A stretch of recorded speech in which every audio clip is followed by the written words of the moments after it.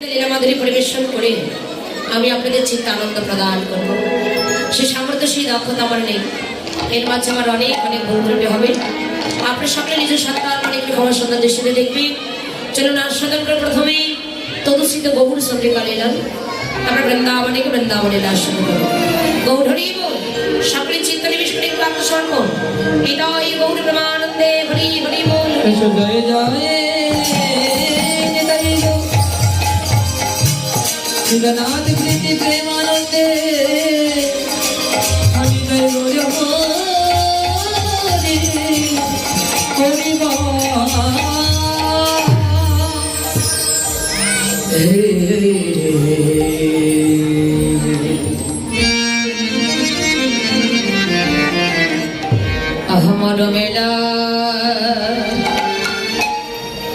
अहमद मेला लगे लगोरा आया ओ हे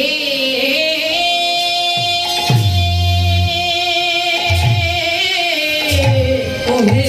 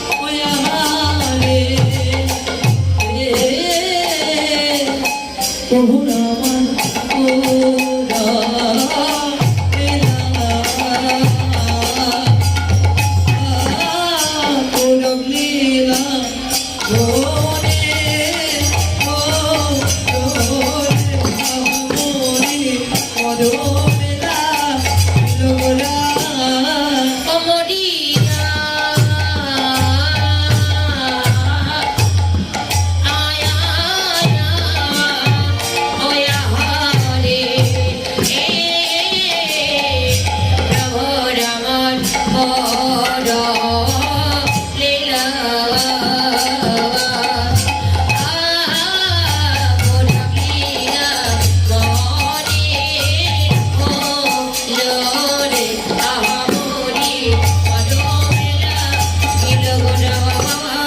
মরিয়া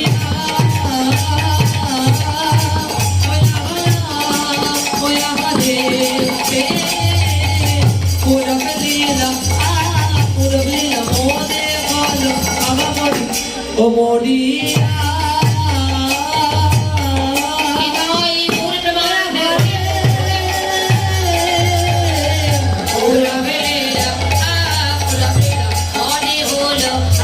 ও মরিয়া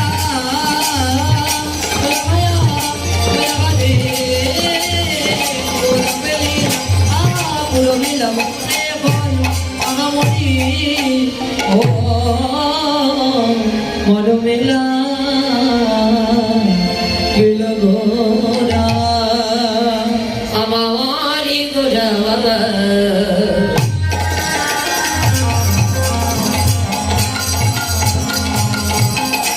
ওরে মরমেলা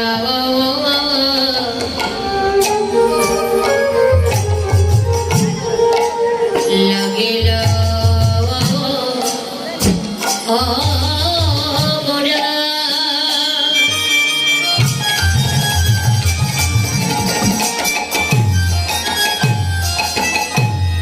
অরে মরমেলা লাগিল গোরা গোরা রইর বানা যায় পাওয়া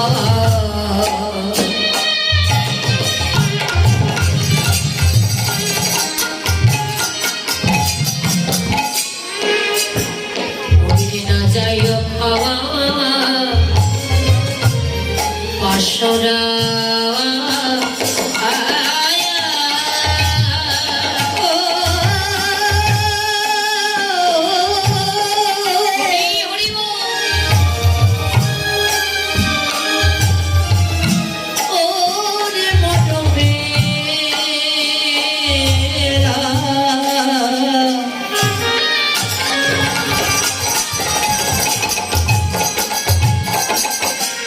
লাগিল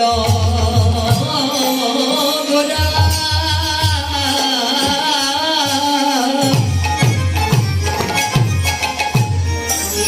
কিবা মরমেলা গীত গোরা ওই রোগনা যায়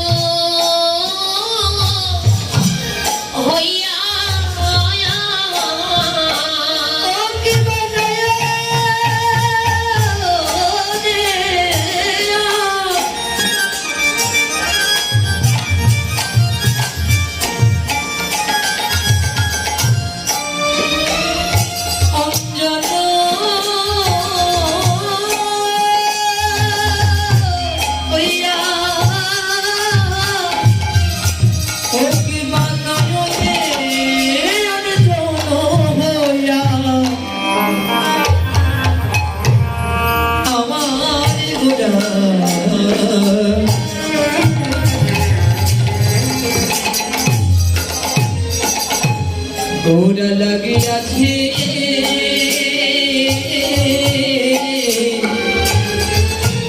গোপালা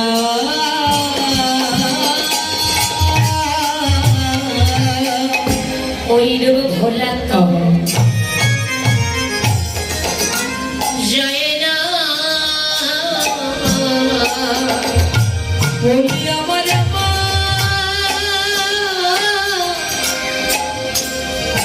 ভবের গোড়া রূপ ভোলা তো যায় না ওগো আমি ভুলিব ভুলিব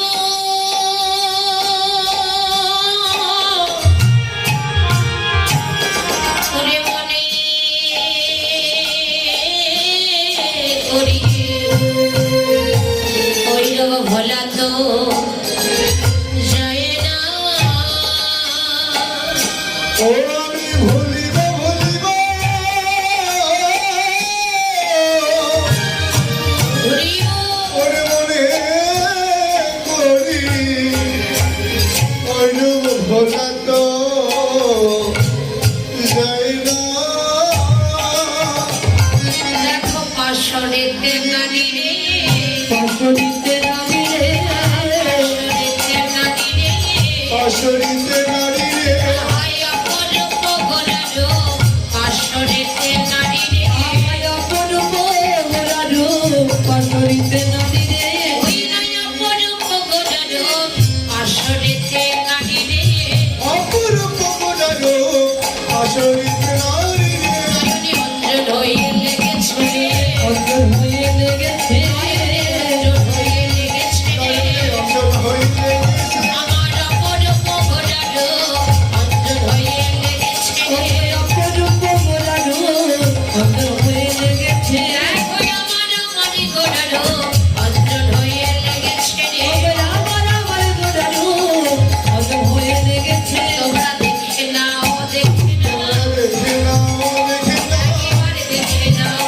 দেখে নাও দেখে নাও দেখে নাও দেখলে নয়ন ধন্য হবে দেখে নাও দেখে নাও দেখলে নয়ন ধন্য হবে দেখে নাও দেখে নাও একেবারে গুরু চরণে টিকে ধরে দেখে নাও দেখে নাও মনুর চরণ নিজে ধরে দেখে নাও দেখে নাও মানব জন্ম ধন্য করে দেখে নাও দেখে নাও মানব জন্ম ধন্য হবে দেখে নাও দেখে দেখো সেই তো এসেছে এই তো এসেছে সেই তো এসেছে এই তো এসেছে ব্রজ ছেড়ে নদীয়াতে সেই তো এসেছে রজশ্রী নদী আছে সেই তো এসেছে আসবে না কেন গো? আসবে না কেন আয় আসবে না কেন গো? আসবে না কেন দেখো যেই গৌরে সেই কৃষ্ণ আসবে না কেন গো? বিদায় কৃষ্ণ আসবে না কেন সেই তো সেই জীবন না কেন গো সেই গৌর সেই কৃষ্ণ আসবে না কেন ভজনের মূরতি তেরে মুরে দেখো তেরে তেরে মূরতি তেরে তেরে মুরে আমার আই কানো একাকে তেরে তেরে মূরতি এই গানে আকাশে তেরে তেরে মুরে নানাতে এসেছে তাতে এসেছে দেখো ভাষাতে এসেছে ভাষাতে এসেছে হরির আমার প্রেম বনায় ভাষাতে এসেছে হরিতমের দেব বলে ভাষাতে এসেছে তোমরা জয় দাও জয় দাও জয় দাও জয় দাও জয় দাও জয় দাও জয় রাম জয় রাম জয় দিলে জয় হবে জয় দাও জয় দাও জয় দিলে জয় হবে জয় দাও জয় দাও আমার দিনার হয় কেনা হয় জয় দাও জয় দাও আমার দিদার হয় কি আমার জয় দিলে জয় হবে জয় দিলে জয় হবে এই আমাদের দিদার হয় কি হয় জয় দিলে জয় হবে এই আমাদের দিদার হয় কি জয় দিলে জয় হবে হয় এই আমাদের দিদার হয় কি হয় তোমরা अब जय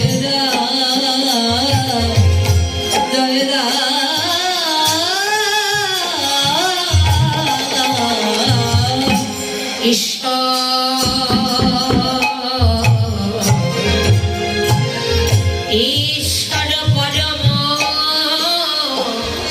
কৃষ্ণ परम कृष्ण আমার আমার সচ্চিদানন্দ বিগ্রহ विग्रह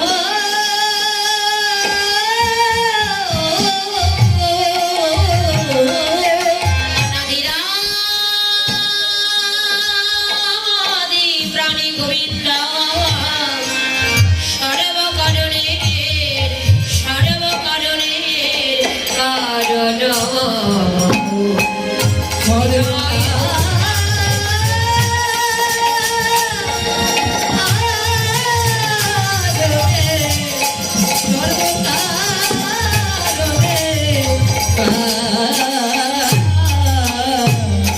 Oh শ্রীধাম নবদ্বীপ ধাম শ্রীমান গৌর সুন্দর যিনি পতিতি পাবন শ্রীমান দয়ালু, যিনি সর্বকারণের কারণ, যিনি ঈশ্বর পরম কৃষ্ণ সচ্চিদানন্দ বিগ্রহ, যিনি আমাদের বিশ্বব্রহ্মাণ্ডের মালিক ভগবান, যিনি অনন্ত কোটি ব্রহ্মাণ্ডের মালিক ভগবান, যিনি পতিতি পাবন শ্রীমান গৌর সুন্দর, যে ভগবানকে কোন যুগে কোন কালে কোন অবতারে পায়নি। যোগী জানে যোগে পায় না, ধ্যানী জানে ধ্যানে পায় না, সাধক জানে সাধনায় পায় না। এই হেন বৃঞ্চি বাঞ্ছিত ধন কলিজীবের আরাধ্য দেবতা আমার পতিতি পাবন শ্রীমান গৌর সুন্দর আজ নিজে আচরীয় ধর্ম জগৎকে শিখাবার নিমিত্তে সত্য তেতা দাপো তিনটি যুগকে অতিক্রম করে কলিতে ভক্তদের অবতরণ করলেন। আর এই কলিতে ভক্তদের অবতরণ করে কলি হতো কলিজীবের মলিন দশ দর্শন কলিজীবের মলিন দশ দর্শনে করে কলির জীবন উদ্ধার করবার প্রত্যাশা। যে ধন গুলোকে গোপনে ছিল সেই হরিনামের পসরা নিয়ে ভগবান নদিয়ার মাঝে অবতরণ করলেন। নিজে আচরণ করে জগৎকে শিখাবেন। ভগবান বলে নিজে আচরণ না করে কখনো জগৎকে শেখানো নাই। সেই ভগবান নদিয়ার মাঝে অবতরণ করলেন। আর সেই অপরূপ রূপের মানুষটিকে আজকে নদিয়ার কোন এক ভাগ্যবতী রমণী নয়নে দর্শন করেছিল। সেই ভাগ্যবতী রমণী ওই অপরূপ রূপের মানুষটিকে নয়নে দর্শন করে অপর কোন এক মরমের নাগরিকে ডেকে বলছেন, নাগরিক আরে ও নাগরিক, আমি কেন গেলাম সুরধনী যমুনায় কলসিতে জল ভরতে? আজকে ঘরে রাঙা জল ঢেলে দিন, শূন্য গাঙ্গলি কাকে করে সুরধনী যমুনায় যে কলসিতে জল ভরতে গিয়েছিল, ওই সুরধনী যমুনায় কলসিতে জল ভরতে গিয়ে আমি এমন একটি মনমোহনী রূপ নয়নে দর্শন করলাম, যে রূপখানে নয়নে দর্শন করা মাত্র আমার দেহ, মন, প্রাণ, জীবন, যৌবন যা কিছু আছে সমস্ত কিছু হরণ করে নিয়েছে। আর এই অপরূপ রূপে নয়ন দিয়ে ওই ভুবন ভোলানো মাধুর্য উন্নীত সুষম উন্নীত রূপে নয়ন দিয়ে আমার এমন হলো, আমি আমার মধ্যে কোনো কিছু বাকি রাখি, আমি নিজেকে ধরে রাখতে পারিনি। নিজেকে ধরে রাখতে না পেরে আমি আমার মধ্যে কোনো কিছু বাকি রাখিনি। কি করলাম জানি? সঙ্গে সঙ্গে আমি আমার দেহ, মন, প্রাণ, জীবন, যৌবন সব কিছু আত্মনিবেদন করে দিয়েছিলাম ওই রূপের মানুষটির শ্রীচরণে। এখন মনে মনে ভাবনা করছি যে আমি তাকে ভুলে যাব, কিন্তু ভুলতে পারছি না। ওদের সেই নাগরিক বলে ননাগরিক, আর ভুলে যাবে কেন?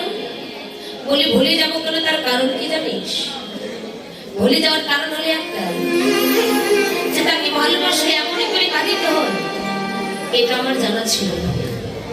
এটা যদি আগে আমি কোনোদিন জানতাম যে কৃষ্ণ ভালোবাসার এই গুণ, আগে যদি কোনোদিন জানতাম গৌর ভালোবাসার এই গুণ, তবে আমি কোনোদিন কৃষ্ণ ভালোবাসতাম।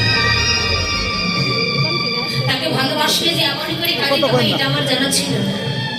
এক জন্ম নয়, ওই রূপের মানুষটিকে যারা ভালোবেসেছিল, যারা মনে প্রাণে ভালোবেসেছে, যারা অনুরাগের নয়ন দিয়ে দর্শনে করেছে, তাদের এক জন্ম নয়, প্রতিটা জন্ম তাদের কাঁদিতে কাঁদিতে চলে যায়। কারণ আমার ভগবান তো ভগবান, দেখবেন এই জগতে যে ভক্ত ভগবানকে বেশি ভালোবাসে, আমার ভগবান ওই ভক্তকে কিন্তু কাঁদাতে বেশি ভালোবাসে। ভগবান বলেন, যে করে আমার আশ আমি ভগবান তার করে দেই সর্বনাশ। ভগবান কোনোদিন ভক্তের সর্বনাশ করতে পারে না। বলেন, যে করে আমার আশ আমি ভগবান তার করে দেই সর্বনাশ। সর্বনাশ কথার অর্থ হলো, তোমার জীবনের সব থেকে যে ভালোবাসার মানুষ, তোমার জীবনের সব থেকে যে প্রিয় মানুষ, ভগবান আগে তোমার জীবন থেকে তাকেই কেড়ে নেবে। জীবনের যে ভালোবাসার মানুষ, তোমার জীবনের সব থেকে যে প্রিয় মানুষ, ভগবান তোমার জীবন থেকে তাকেই কেড়ে নেবে। তারপরে যদি তার পিছন না ছাড়ো, ভগবান বলেন আমি তবে তাকে করি দাস, দাস। দিয়ে ধন দেখে মন, কে দিতে কতক্ষণ। এ জগতে যে যা ভগবানের কাছে কামনা করে, ভগবান তাকে তাই দেবে। দেওয়ার পর পরীক্ষা করে তোমার বর্তমানে স্থিতিটা কোথায়, আর সেটা কেড়ে নিতে এক সেকেন্ড সময় লাগে। তাই বলে দিয়ে ধন দেখে মন, কে দিতে কতক্ষণ।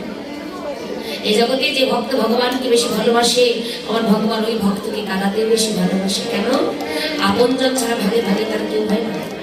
ভগবান একদিন বললেন, জগতের প্রতিটা ভক্ত সবাই আমার কাছে সুখ চায়, সবাই শান্তি চায়। ছেলে থাকলে মেয়ে চাই, মেয়ে থাকলে ছেলে চাই, তাই না? দোতলা ফাউন্ডেশন থাকলে পাঁচতলা ফাউন্ডেশন চাই। আমাদের চাওয়ার কোনো শেষ নেই, চাহিদার শেষ আছে? চাহিদার কোনো শেষ নেই।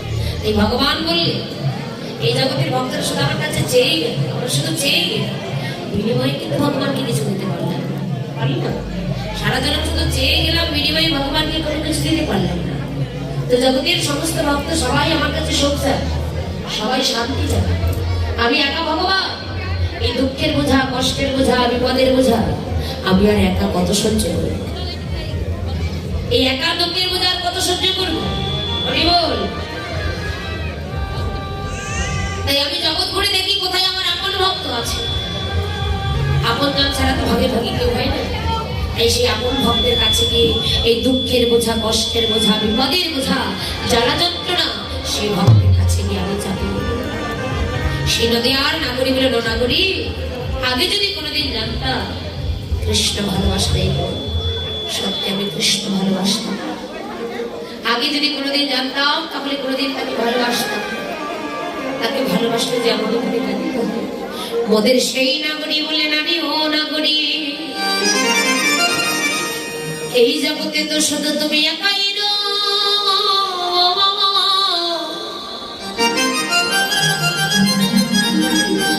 ওরে তোমার মতো করে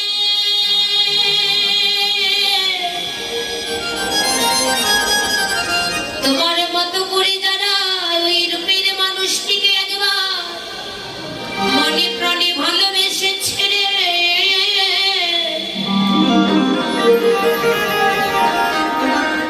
তাদের শুধু একটাই সম্বল হয় দু নয়নের জল, আর একটাই আশ্রয় হয়ে কেবল সাধুগুণ বৈষ্ণবের শ্রীচরণ।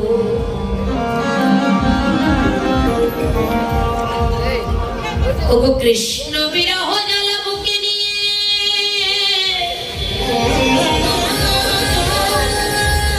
তারা সদাই কাঁদে আর বলে, সদাই কাঁদে আর বলি, বলো গৌড়ে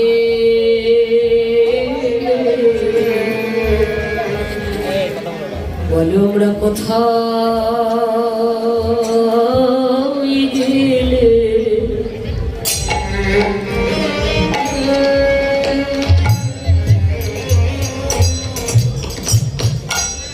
কোথায় গেলে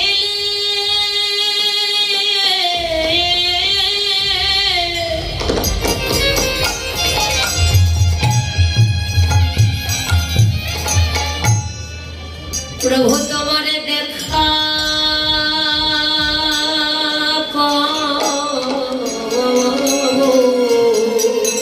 ও প্রাণ গৌরে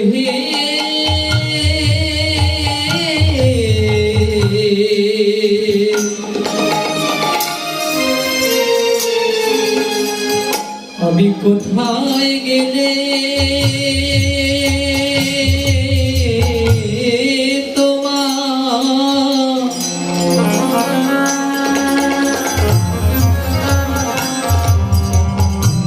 দেখা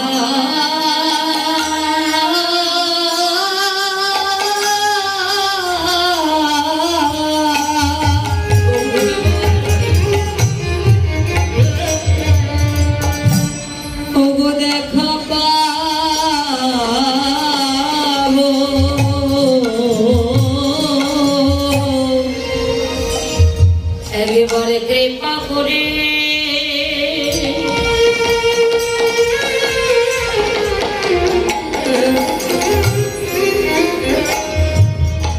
ওগো দয়াল কৃপা করে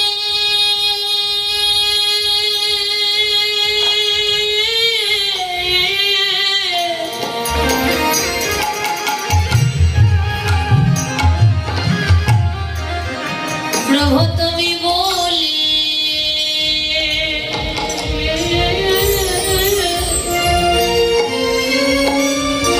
তুমি বলে দাও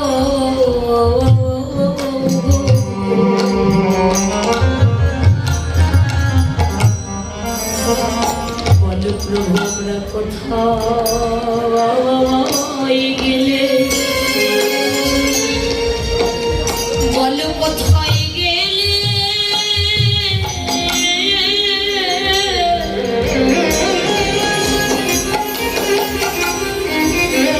প্রভু তোমার দেখা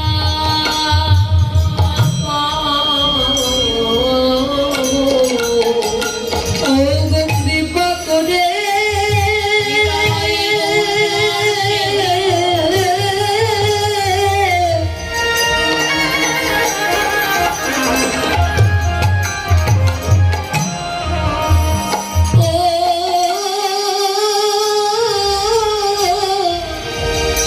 ওরে বলে দাও রে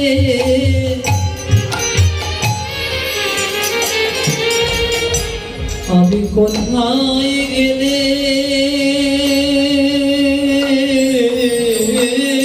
তোমার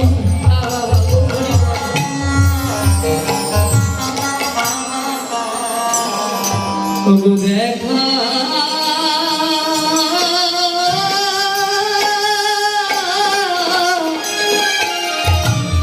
তোমার দেখা পাবো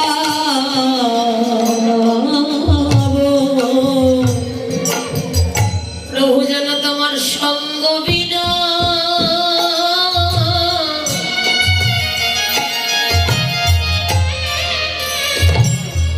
আমার ভালো লাগে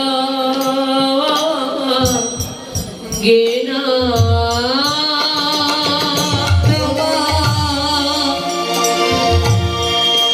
সঙ্গ বিনা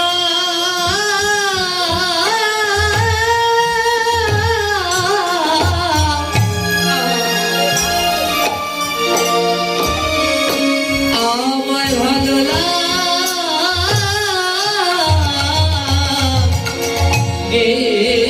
না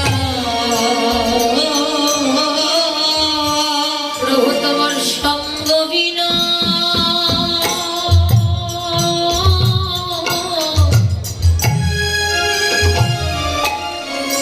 আমার আর ভালো লাগে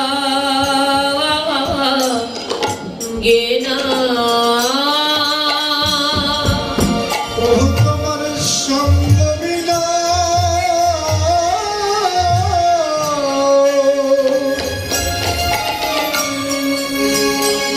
ও আমার ভালো লাগে না। বলো কোথায় গেলে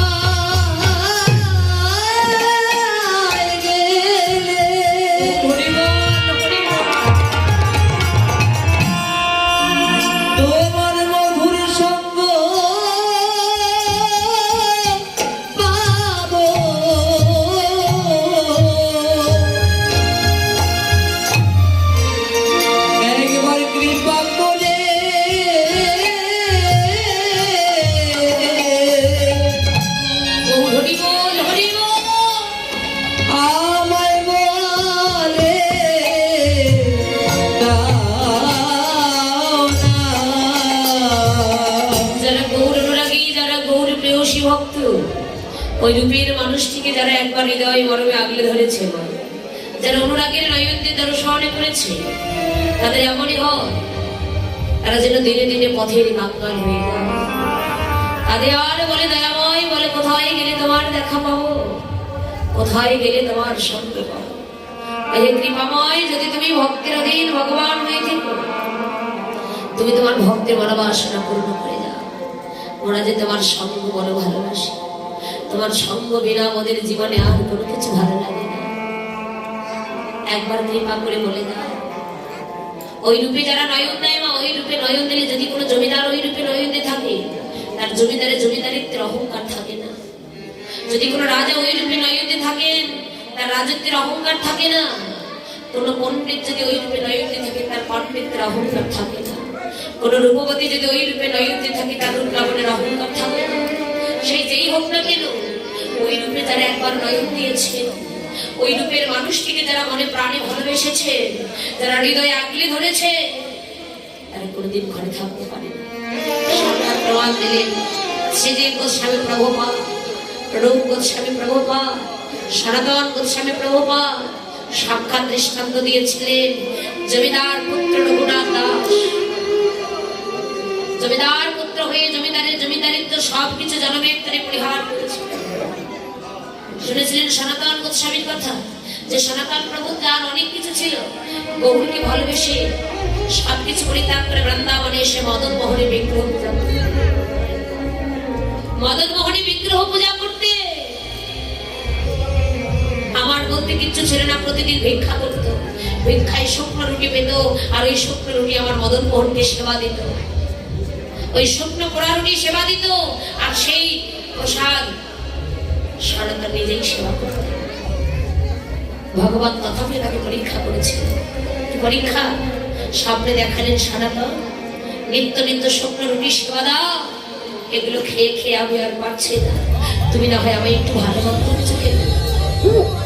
সনাতন বলছে, ওরে মদন মোহন, এতই তোমার ভালো মন্দ খাবার স্বাদ দিচ্ছে। এতদিন যখন আমার অনেক কিছু ছিল, এতদিন যখন আমার রাজ অট্টালিকা ছিল, অনেক কিছু ছিল, তখন তো তুমি আমাকে ধরা দাওনি। আজ আমি পথের কাঙ্গাল হয়েছি বলে, আজ আমি ভিখারি হয়েছি বলে তুমি আমার কাছে ভালো মন্দ খেতে চাচ্ছ। বলে আমি কোথা থেকে তোমাকে ভালো মন্দ খেতে? তুমি কি মনে করো তোমাকে ব্যতীত আমি ভালো মন্দ কিছু খাই? তোমাকে ছাড়াও তো যে আমি ভালো মন্দ কিছু খাই, তাও তো নয়। দাদা মেইন ভোকালটা একটু বাড়াই দেন গো, ক্ষুধা লাগছে। দাদা অপারেটর দাদা, হরি বল, মেইন ভোকালটা একটু বাড়ান, হরি বল। তো বললেন তোমাকে ব্যতীত যে আমি ভালো মন্দ খাই, তাও তো নয়। তোমাকে ছাড়াও তো আমি ভালো মন্দ কিছু খাই না। প্রতিদিন বৃন্দাবনে ভিক্ষা করতে যাই, ভিক্ষায় যে শুকনো রুটি পোড়া রুটি পাই, ওটা তোমাকে সেবা দেয়, এই সে প্রসাদটা আমি নিজে গ্রহণ করি। মদন মোহন বলেন, সনাতন আমি তো অন্য কিছু খেতে চাইনি রে, বলছিলাম যে প্রতিদিন শুকনো রুটি পোড়া রুটি সেবা দাও, এর সঙ্গে না হয় তুমি আমাকে একটু লবণ মিশিয়ে। কি বলছো?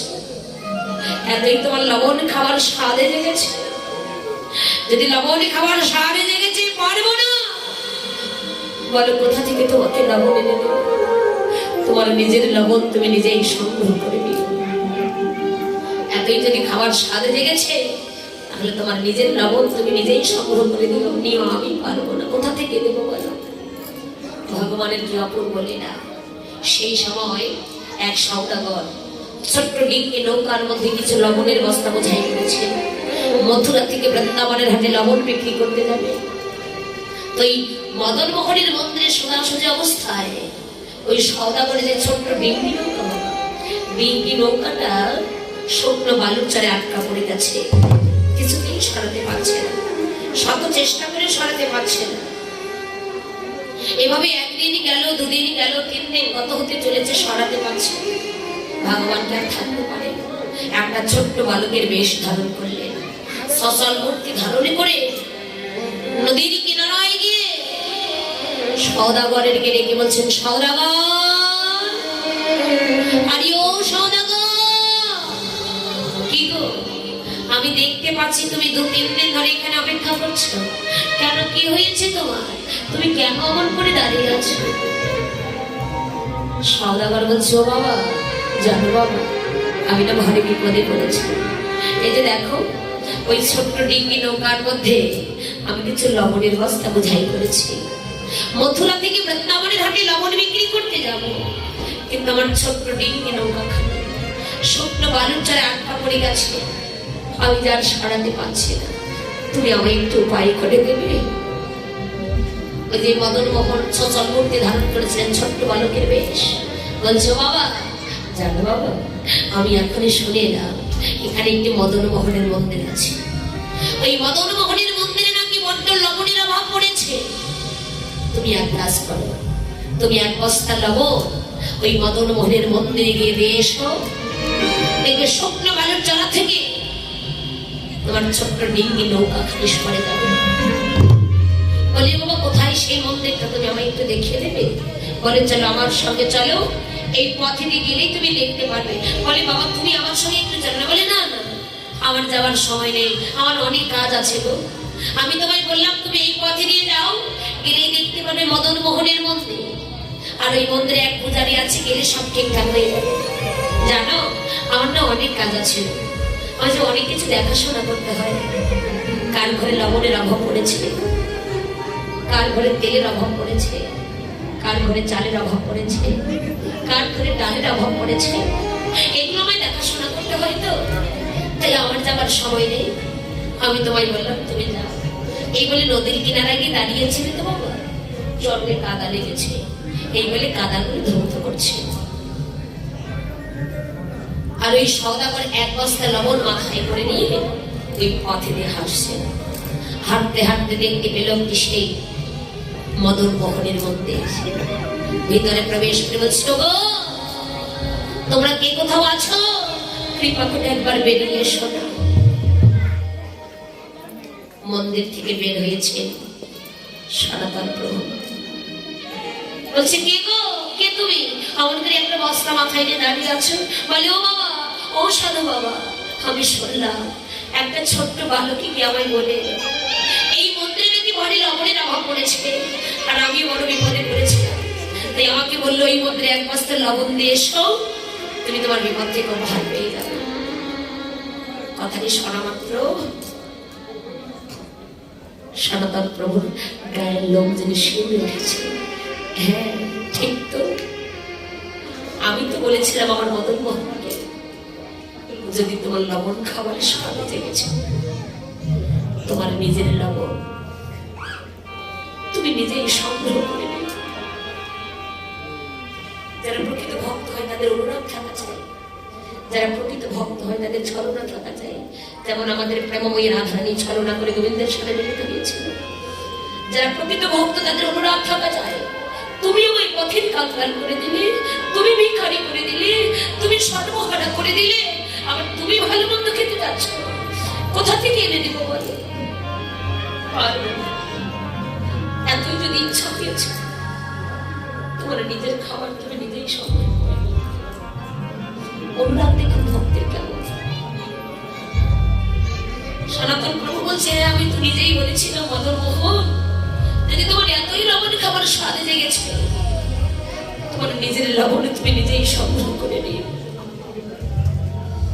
সনাতন প্রভু বুঝতে পেরে সওদাগরের মাথা থেকে লবণের বস্তাটি নামিয়ে সোজা হাতটা ধরে বলছে, ওগো, মন্দিরের ভিতর প্রবেশ করে বলছে, দেখো, এই কি সেই বালককে তোমায় বলে এলো যে এই মন্দিরে লবণের অভাব পড়েছে? সওদাগর বলছে, ঠিক তো, এই ছেলেটি তুমি আমাকে এখন বলে এলো এই মন্দিরে লবণের অভাব পড়েছে। আমি দেখলাম তার চরণে কাদা লেগেছে, কাদাগুলো ধৌত করছে, ওই এখনো তো ঠিক কাদাই লেগে আছে। সওদাগর মন্দিরের ভিতর গড়াগড়ি দিয়ে কাঁদছে, মদন মোহন,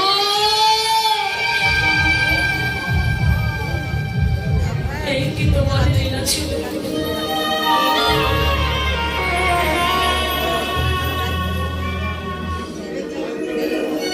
তুমি আজ আমায় এমনই করে দেখা দিবে, আজ আমায় এমনই করে কৃপা করবে, এটা আমার জানা ছিল। বলো, আমি কত জন্মের অপরাধী, আমি যে তোমার মহিমা বুঝতে পারিনি প্রভু।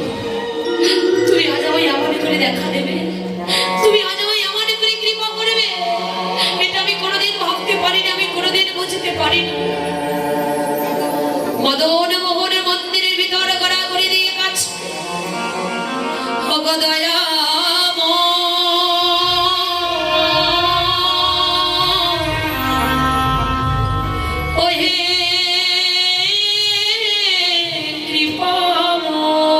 কৃপা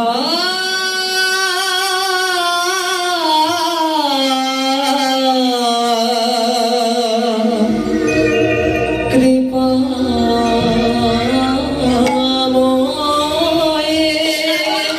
থাকতে পারি গড়াগড়ি দিয়ে কাছে নয়নের জলে বক্ষ প্লাবিত করে কাছে আর বলছে দয়াময় এই কি তোমার লীলা প্রভু,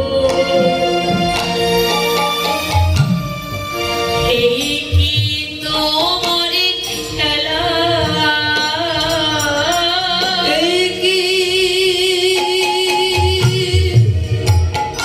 তোমার লীলা প্রভু, এই কি তোমার খেলা,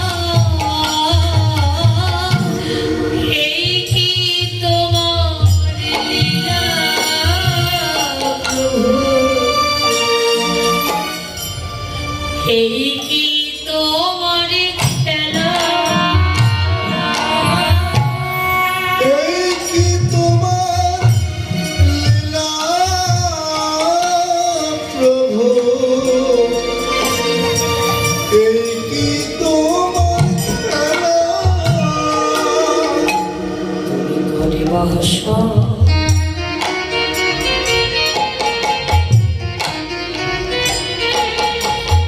আবার কারে বা কাদা, তোমার লীলা বোঝা মনোরা ওগো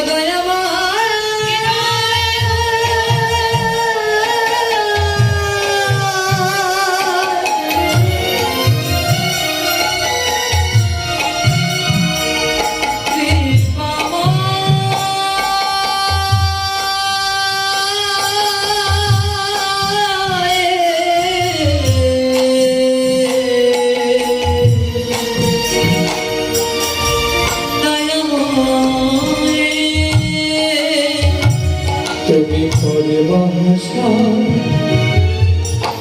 ওগো করে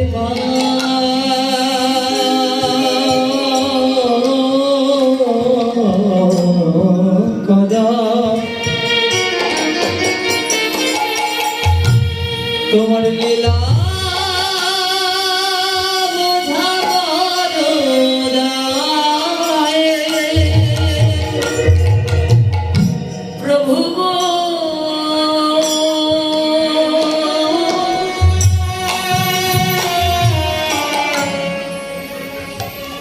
এই কি তোমার লীলা প্রভু গো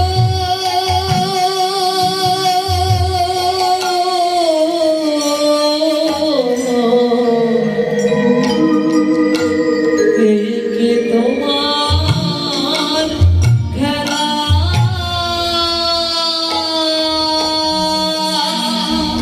সওদাগর আর সনাতন প্রভু মন্দিরের ভিতরে নয়নের জলে পক্ষ প্লাবিত করে গড়াগড়ি দিয়ে কাছে আর বলছে এই কি তোমার লীলা, আর এই কি ছিল তোমার খেলা, তুমি কারে বা কখন আসাও আমার কারে বা কখনই কাদা, তোমার লীলা বোঝা বড়দায় প্রভু। এমন সময় মন্দির থেকে সংবাদ এসেছে, এমন সময় ওই নদীর থেকে নৌকা থেকে সংবাদ এসেছে সওদাগর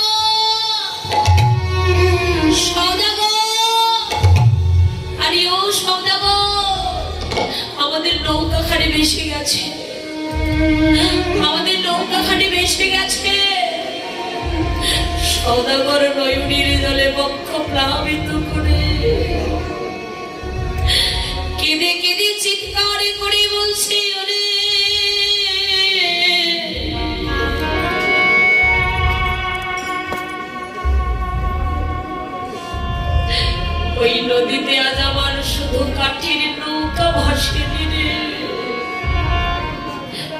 একবার আয়া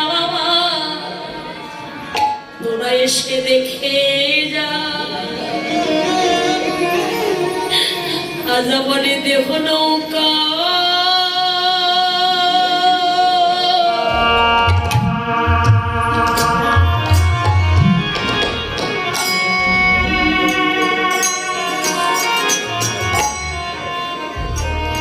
মদন মোহনের প্রেমে যমুনায় ভেসে গিয়ে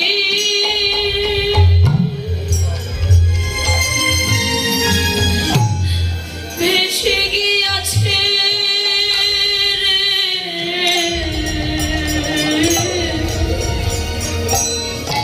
আজকে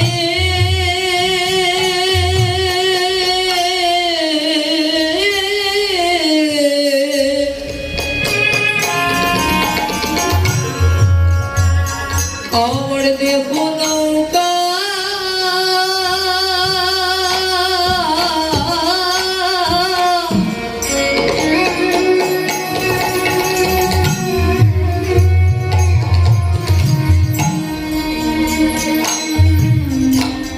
জলে ডুবে প্রেমে যমুনায় ভেসে গিয়েছে রে ভেসে গিয়ে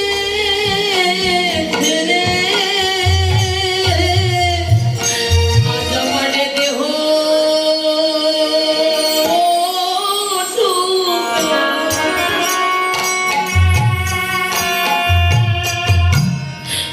মদন মোহনের প্রেমে যমুনায় ভেসে গিয়ে উড়ে ভেসে গিয়েছে আমার দেহ নৌকা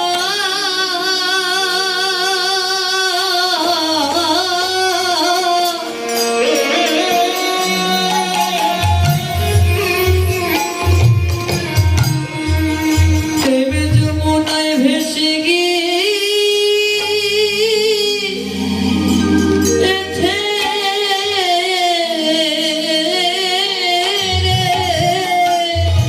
শুধু কাঠের নৌকা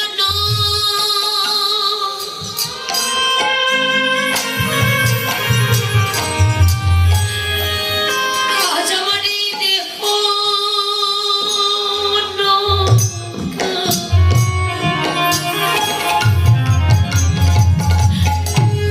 আমার এই দেহ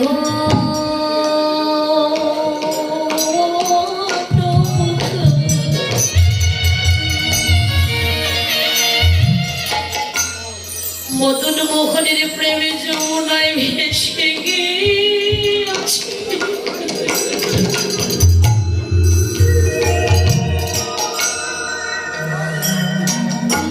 শুধু কাঠের নৌকা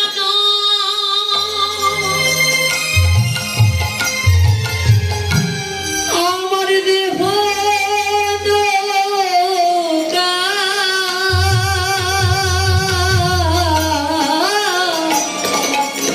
মদন মোহনের প্রেমে যমুনা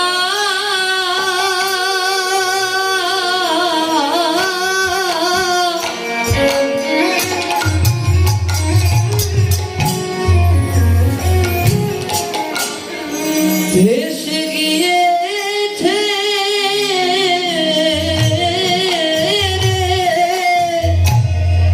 সদাগর প্রভু আর সদাগর চিৎকার করে বলছে নদীতে শুধু কাঠের নৌকা ভাসে না আজ ওই কাঠের নৌকা নয় দেখে যা আমার মদন মোহনের প্রেম যমুনায় আমার দেহ নৌকা খানো ভেসে গেছে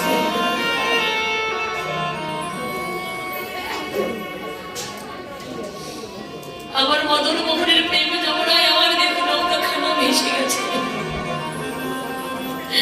আর একবার তোরা দেখে না এই ভগবানকে যারা ভালোবাসে ওই রূপে যারা বেরো দেয় তাদের থাকা ঘরে কোনোদিন মন থাকে না যে 3 দিন অপেক্ষা করেছিলে এই 3 দিনের জন্য লবণের দাম আরো 3 গুণ বেড়ে গিয়েছে যত লাভের টাকা পেয়েছিল যারা বৃন্দাবনে গেছে আজ পর্যন্ত আছে সেই মদন মোহনের মধ্যে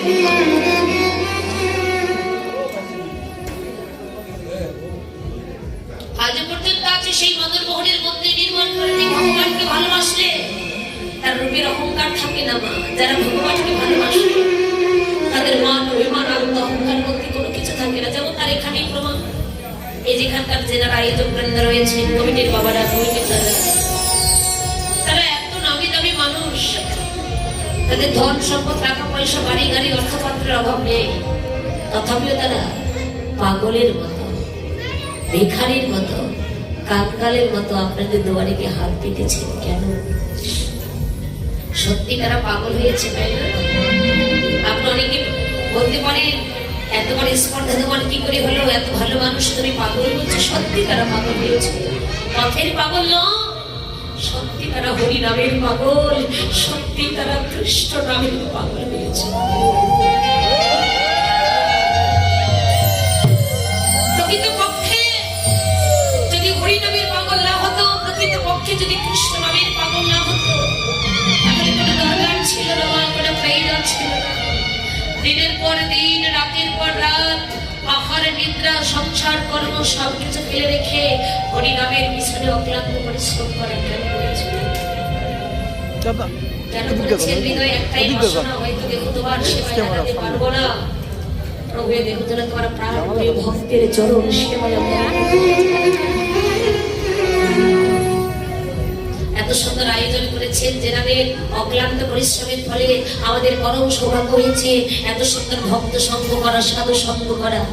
এই যে আজ ভক্ত সঙ্গ করছি, সাধু সঙ্গ করছি, ভগবানের নামের প্রেমে যারা নয়নের জলে ভাসছে, এটা আপনাদের কোনোদিন বিফলে যাবে না মা, এটা আপনাদের ভবপারের গড়ি হিসাবে থেকে যাবে।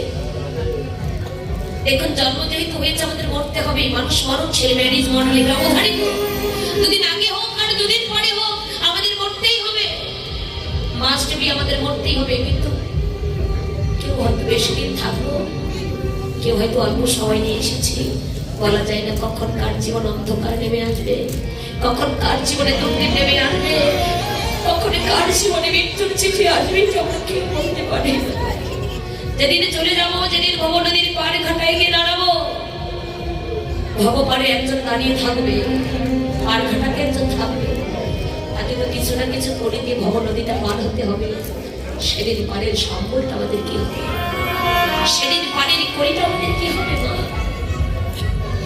জীবনে কি এমন সঞ্চয় করেছি, জীবনে কি এমন ধর্মকর্ম করেছি যে তার বিনিময়ে ভব নদীটা পার হবো? এরকম হরিবাসর যারা করে অনেক প্রমাণ আছে। দেখবে হরিবাসরে যে পোস্টার গুলো করা হয়, যে নিমন্ত্রণের চিঠি করা হয়, অনেকের দুয়ারে যাবে, মা ধুকুরি করতে গেলে দেখি ঘরের দরজা দিয়ে অন্যদিকে চলে যায়। কাউকে যদি একটা চিঠি দিতে চায়, সেই চিঠিটা অনেকে গ্রহণ করতে চায় না, বলে যে না বাড়িতে কেউ নেই, বলে না তোমাকে দক্ষিণা কোনো কিছু দিতে হবে না, অন্তত চিঠিটা তুমি নাও, নিমন্ত্রণটা গ্রহণ করো। তুমি কিছু দাও বা না দাও, কিন্তু আমাদের হরিবাসরে কৃপা করে তুমি এসো, চরণ ধরে ডুবে দিও। অনেক প্রমাণ আছে এরকম। ভগবান নামের প্রেমে দিতে গেলে আমাদের সাগর শুকিয়ে যায়, তাই না? হরিবাসের জন্য দিলে আমাদের সাগর শুকিয়ে যায়। কিন্তু এখানে কীর্তন হচ্ছে, ঘরে মেয়ে জামাই এসেছে, দেখুন কি খাওয়ার ধূম করে গেছে, কিন্তু কীর্তনিয়াকে যে টাকা দিয়ে আমরা নিয়ে আসি, ওই কীর্তনে থাকা তো দূরের কথা, একটু বাথরুম করানো জায়গা হয় না। তার আগে দেখবেন তালা দিয়ে, এখানে নয় অনেক জায়গায় আছে, অনেক বাস্তব প্রমাণ আছে। কিন্তু না, ধর্মটা অন্য কোথাও নয়। মানুষকে আগে মানুষকে ভালোবাসতে শেখো। সূর্যকে যা বলেছিলাম, জীবে দয়া, নামে রুচি, বৈষ্ণব সেবা, ইহা হইতে ধর্ম আর নাহি সনাতন। জীবের প্রতি দয়া রেখো, মানুষকে ভালোবাসতে শেখো, নামে যেন রুচি থাকে, প্রেম থাকে, ভক্তি থাকে, বৈষ্ণব চরণ যদি সেবা করতে পারো, এর থেকে ধর্ম জগতের বুকে আর কোনো কিছু হয় না। এই যেদিন ভবনদী পার হবো, সেদিন পারের সম্পর্ক আমাদের কি হবে মা? শুনেছিলেন বলিরাজার কথা, কৃপা ভূমি দান করেছিল। মহাভারতে একজন দাতা আছে, যাকে এক নামে আমরা সকলেই চিনি। নিজের পুত্রকে বলিদান দিয়ে বৈষ্ণব সেবা দিয়েছিল। এমন প্রাণী কি আমাদের হবে? কোন বৈষ্ণব যদি কারো দাঁড়িয়ে গিয়ে বলে ও মা জয় রাধে, ওই মা বলে কি বাবা আমার বাড়ি বাদে। কিন্তু মহাভারতে দাতা ছিলেন কি? দাতা করেন নিজের পুত্রকে বলিদান দিয়ে বৈষ্ণব সেবা দিয়েছিলেন। ভগবান অতিথি রূপে গিয়েছিলেন। একাদশীর পরের দিন দ্বাদশীতে মা আমি একাদশী ব্রত করেছি, আর দ্বাদশী আমি তোমার গৃহে পালন করবো, কিন্তু অন্য কিছু না, আমি মাংস সেবা করবো। কোন পশু পাখির মাংস নয়, তোমার একমাত্র যে পুত্র আছে বৃষকেতু, ওই বৃষপতির মাংস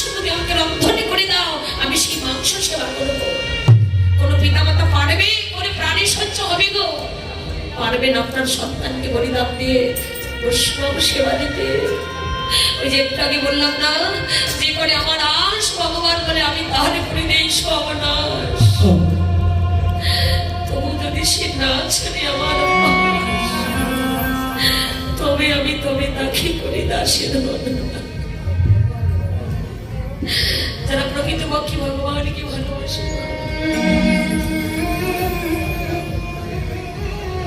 সত্যি বাবা, তাদের কাঁদিতে কাঁদিতে জনম চলে যায়।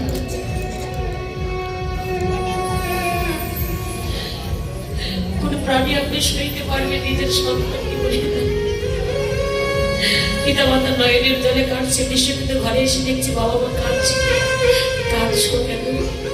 ও মা, কি হয়েছে তুমি কাঁদছো কেন? বাবা, ঘরে আজ অতিথি এসেছে, মাংস সেবা করতে চাচ্ছে। অন্য কিছুর মাংস নয়, তোর মাংস সেবা করতে চাচ্ছে।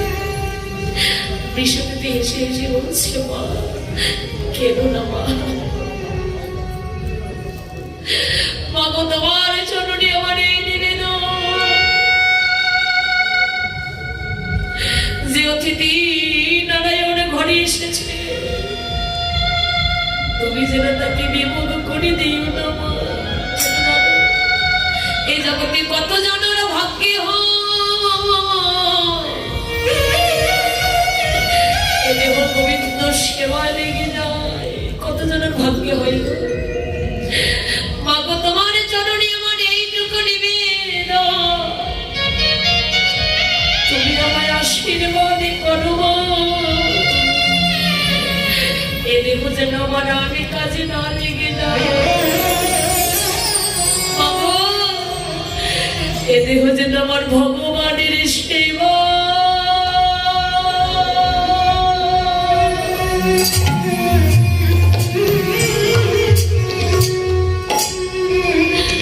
ভগবানের সেবায় লেগে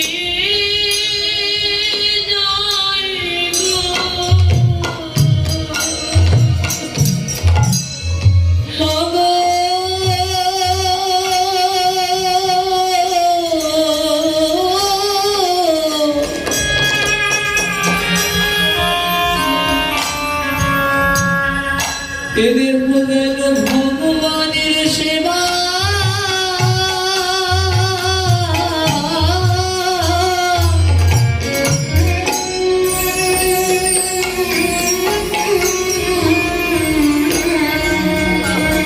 সেবা